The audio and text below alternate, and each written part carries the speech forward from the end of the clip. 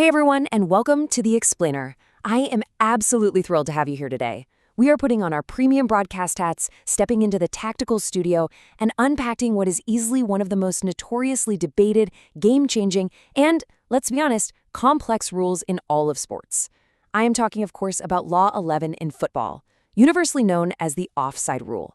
Okay, let's dive right into this. I want you to picture the scene. It's the 90th minute. The stadium is absolutely electric. Your team's star striker breaks through the defensive line, receives this gorgeous defense-splitting pass, takes a touch, and rockets the ball into the back of the net. The crowd goes wild. You literally jump out of your seat. The players sliding on their knees toward the corner flag. But wait, something is wrong. Tweet, the referee's whistle blows. You look over at the touchline, and the assistant referee is just standing there, flag raised, completely still. The goal's canceled, and that massive deflation just washes over the entire stadium.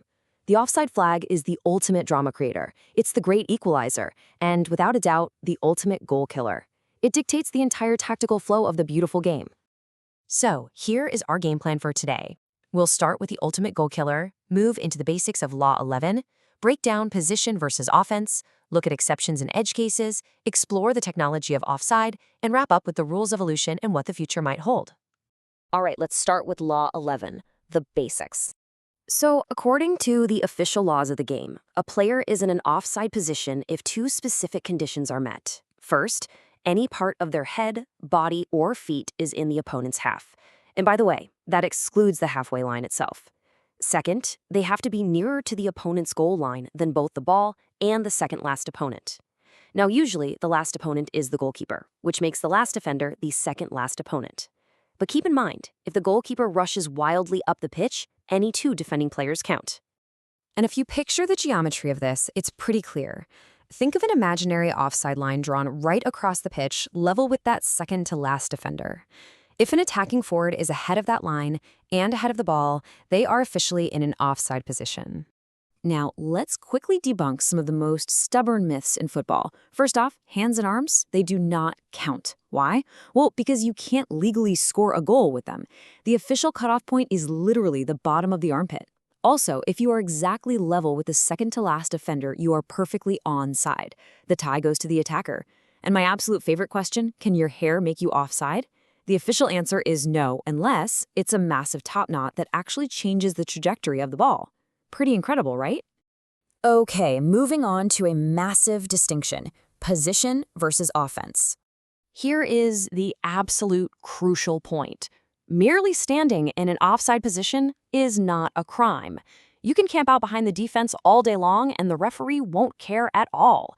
You only cross the line from a legal position into an illegal offense when you become involved in active play at the exact moment a teammate plays or touches the ball.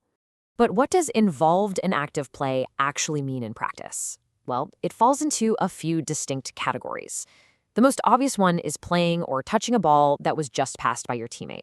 But you can actually be flagged without ever touching the ball. Say you stand offside and block the goalkeeper's line of vision. You're interfering. If you challenge a defender for the ball or make a dummy run that obviously impacts a defender's ability to clear it, that flag is going straight up. You went from passive to active. Let's get into some of the tricky stuff, exceptions and edge cases.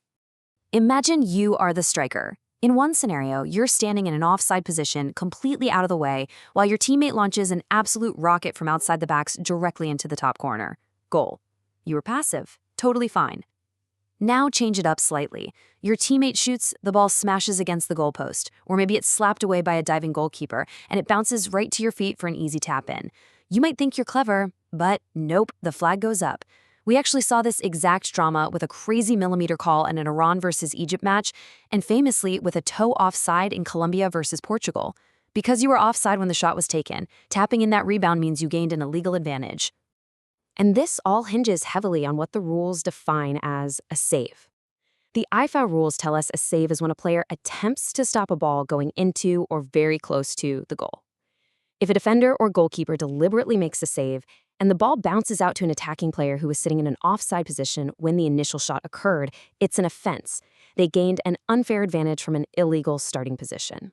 However, there are a few magical safe zones on the pitch where the offside rule is completely suspended. Listen to this. You cannot be called offside if you receive the ball directly from a goal kick, a corner kick, or a throw-in. Furthermore, if an opposing defender makes a terrible mistake and deliberately passes the ball backward, right to you, you are completely safe no matter how far behind their line you were standing. It's game on.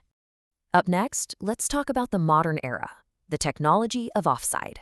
To try and remove human error from these razor-thin margins, FIFA introduced semi-automated offside technology, or SAOT, and it works through a brilliant four-step process. First, you've got multiple high-speed cameras installed under the stadium roof.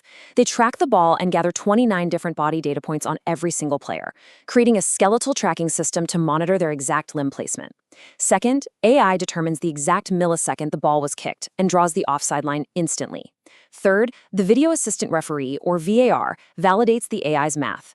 And finally, an automated audio alert is buzzed straight to the referee's earpiece for a rapid-fire decision.